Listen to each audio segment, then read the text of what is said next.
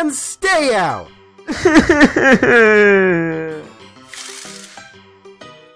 Oh, howdy, neighbor.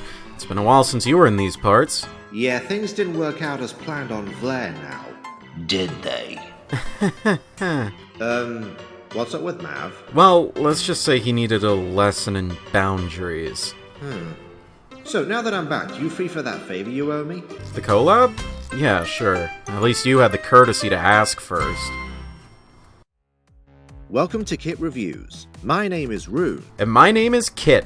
Requested by Darkshot22, we will be taking a look at Transformers Cybertron Voyager-class Vector Prime and his Minicon Safeguard with a twist.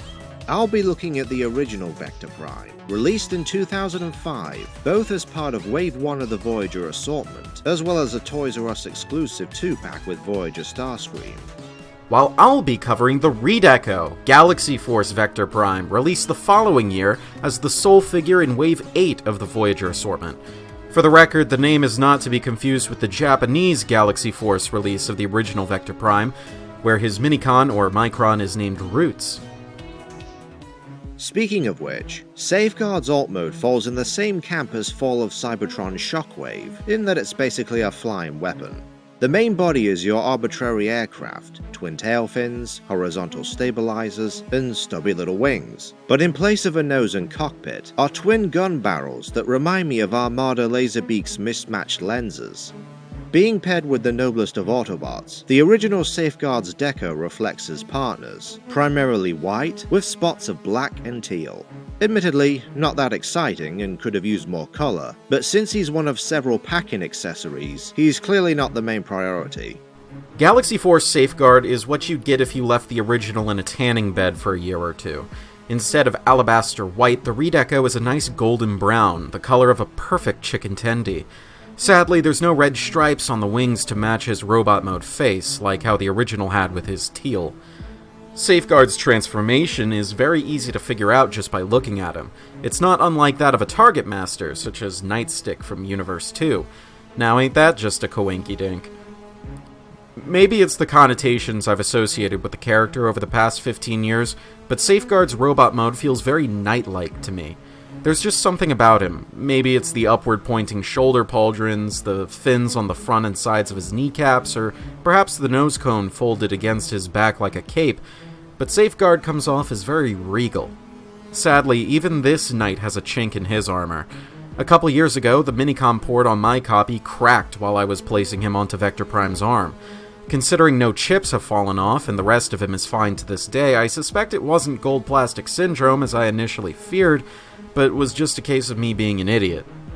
Well, luckily mine's still intact, though considering the port's location... ouch. I generally feel the same about the robot aesthetics, which, much like both Safeguard's decos, mirror what's to come for these sets. Sadly, outside of their faces, no new plastic colors or paint apps are revealed on either version. You know, if Toy Hacks ever makes stickers for the Cybertron figures, I know someone will be in poverty. Safeguard's articulation is pretty basic, though that's to be expected with a Minicon. He has pinned swivels at the shoulders, hips, knees, and toes, as well as ball-jointed elbows. At this scale, I'd consider it pretty good, though if I could add one joint, it would be outward movement in the shoulders, which would really aid in flying poses. Considering that Vector Prime is a powerful near-omniscient guardian of time, he takes more than a few liberties regarding his alternate mode. It's supposed to be some kind of interstellar cruiser, though considering its long, thin profile, wedge shape from above, and sail-like wings or solar panels, he resembles something much closer to a yacht. I would not be surprised one bit to see him docked in Monte Carlo on a balmy summer day. The bridge is even turned upward as if he's looking down the bridge of his nose at you filthy, disgusting peasants. Just behind it is a huge, ugly chasm with a Powerlinks port inside. Let's just play Safeguard here to close that up. That's better. While this alternate mode certainly has character, it's not exactly great. Looking at him from above, you can clearly see Vector Prime's arms chilling out beside his torso, and while the armor folds up and slides around to try to disguise as fuel tanks or something, the hands are still clearly visible. The wings stick out in what I feel is way too far from the fuselage on these thin struts. I know this is due to having to form his cape in robot mode, but I wish they could have hugged a bit closer to the body. He's a fucking spaceship, it's not like he has to generate lift. The wings, or solar panels if you're so inclined, are made of a rubbery translucent plastic, and 15 years on, don't be surprised to find a kink or two. I could probably fix this with some boiling water, but I can't be asked. As one of the ancients, the original Vector Prime sports an appropriately antique yet elegant deco, brass and dark brown for the former, white and teal for the latter. I will say the Japanese version, in addition to being more show accurate, pulls the motif off a bit better, with light grey instead of white, and a brighter copper replacing the dark brown, both in a metallic finish I believe. And as for the moulding, damn, they spared no expense here. On top of all the greebling, some of it brought out with paint, one look at this guy and you know he's the guardian of time. Check out the multitude of cogs, not just on the surface, underside included, but also rows of cog teeth sandwiched within one side of the nose. You thought the live-action movie toys were well detailed? Vector Prime here was ahead of his time.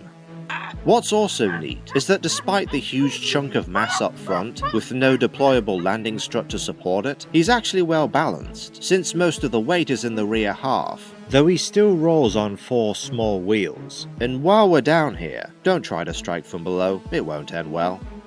On a less positive note, I really fucking hate the soft plastic used for the wings. Yes, it's for safety, but that doesn't make them any less prone to warping, nor can they be fully splayed out as a result. Not helping is that the Takara release uses sturdier plastic and adds a copper outline so they both look and blend in better. I mean, there's only one good thing I can say about these, but we'll get there.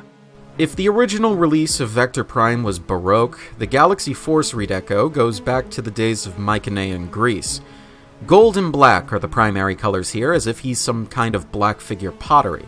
This new paint scheme isn't the result of just switching the colors in the paint mask, but instead features a deco all its own. Instead of the brown eyeliner surrounding the cockpit, Galaxy Force Vector Prime suffices with black at the brow and nose. The gold details running along the prow of this ship are replaced with a different layout of silver. This arrow-shaped detail at the front is still painted more or less as it was on the original, just in red. He also gained some more silver running backwards from the cockpit onto what will become the robot mode's chest, but I feel differences there will come later. As for gimmicks in this mode, Vector Prime features a firing missile whose trigger is just in front of the bridge.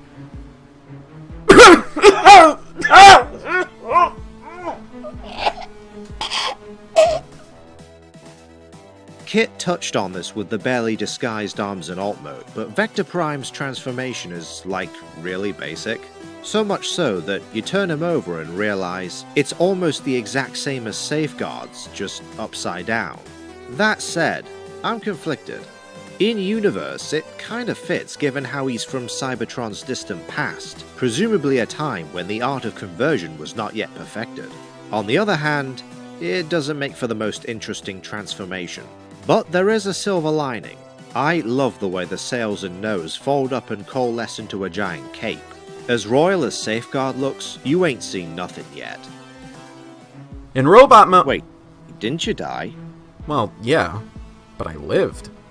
Like I was saying, if Safeguard's robot mode only had the general air of a knight, Vector Prime goes all the way and smashes you over the head with his lack of subtlety. If I was assigned by my superiors at Takara to design a robot who had control over all of time and was only given 15 minutes to do it, what I would come up with would be in the same general ballpark as this. I suppose the feature that stands out the most prominently are those huge-ass pauldrons on his shoulders, rivaling anything I've ever seen in Warhammer. On the redeco, their edges are wonderfully accented in black, though since his actual forearms are black, the arm guards are accented in red. This red I'm sort of lukewarm on. The gold armor Vector Prime dons here is already warm enough, and I feel this red is too warm to give a good contrast, as unless it's in copious amounts, as it is on the chest, it just gets lost. That chest really is the most beautiful marriage of sculpting and paintwork there is on this figure, with a pitch-black crater taking center stage on his silver and red breastplate, displaying this marvelous metallic blue orb inside. This might just be my favorite visual feature of any Cybertron toy, bar none. The head has some continuity with this, bearing a black helmet and the same metallic blue on the face. The red eyes seem a strange pick for the benevolent Vector Prime, but in proper context, it works. As Rune mentioned during transformation, the wings and nose cones swivel and fold along Vector Prime's back to form a multi-layered cape. On any other figure, I would rail against this kind of nonsense as an egregious example of lazy transformation and kibble management, but fuck, man, this looks so good. You're telling me. Vector Prime's robot mode aesthetic is top tier for the entire Cybertron range, alongside, well, who else? And since you brought up warm colors, I'd like to address a potential elemental contrast between the two versions. The original's ice-themed white and teal versus the Redeco's fire-themed gold and red, though interestingly their chest orbs are an inversion of this. Whatever the colors, or indeed whoever uses this mold, is simply a sight to behold. Oh, and what rock have you been living under if you don't recognize that face? It's no surprise that Vector Prime was also redecoed for Universe 2, as an homage to Marvel Comics character, the Last Autobot, especially since the former's design was apparently based on the latter's, and, well, we've come full circle. Via the Minicom ports, Vector Prime can wield Safeguard as an arm cannon. As per the show, I used the left. Also, remember when I said one side of the nose had cogs within? Well, the other side is storage for his sword, with a guard blade cleverly doubling as one of the winglets. Sadly, but understandably, it too is made of that same crappy soft plastic. Finally, there's the Cyberplanet key. Molded like a cog, not made of rubbery shit, and the original is cast in unpainted translucent blue and opaque brown. You win again, Japan! Insert the key in the slot below his chest and...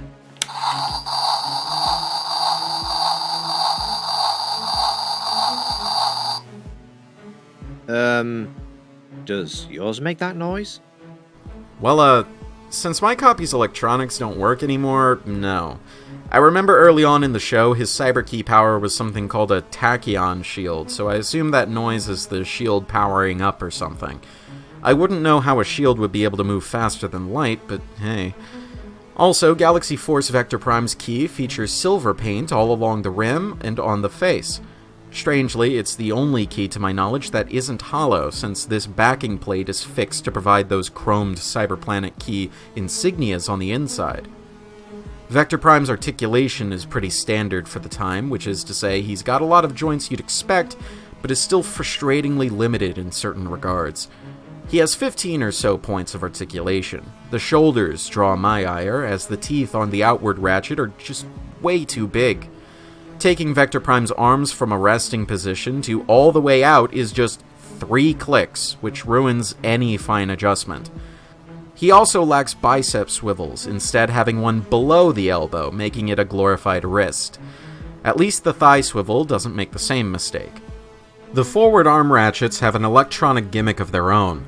Raising the arm past a certain point plays some laser blast sounds.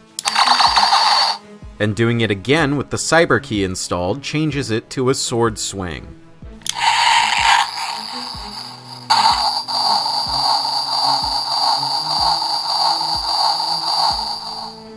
Sadly, the elbows don't bend deep enough to pull that sword out of its sheath. Going back to the legs, this was the first example I'd ever seen in my own collection of movable skirt armor. Vector Primes are on loose friction joints, allowing them to get out of the way when raising his legs, while also falling back down without requiring you to move them yourself. Besides bicep swivels, I would have also enjoyed it if the engineers added some forward range on the ankles, or at least a toe joint. Being a swordsman, it would open up so many options for Vector Prime. Still, he's not bad for a mold from 2005. For me, the original Vector Prime was a pickup from TF Nation 2018, and alongside Armada Galvatron and the downsized Energon Megatron, one of the highlights. Either deco discussed is its own flavor of awesome, the plethora of details, breathtaking. The base robot mode, among the line's best, dated articulation notwithstanding. His accessories and gimmicks serve him fine, and the Minicon, Safeguard, is a nice inclusion. However, while the space cruiser's pretty cool, I too take issue with the unobscured arms. Plus, the simplistic transformation might be a turn-off for some. But despite my hang-ups, these knights in shining armor get a gold. Or to use Kit's ranking system, astounding. Whichever version you get, this is a set well worth your time.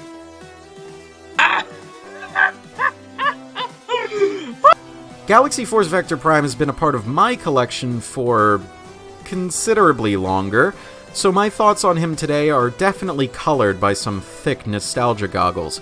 But even so, I insist the figure holds up. While I have some gripes regarding his articulation, he makes up for it with play features galore, even if some are sadly out of order these days, and an iconic look all his own. I would love to grant him the rank which bears his own cyber key, and he'd deserve it if he had a few more joints, but I'd say Vector Prime deserves the rank of astounding. If you liked this video or otherwise found it helpful or informative, then please subscribe for more reviews like this in the future, and feel free to suggest topics for future reviews in the comments.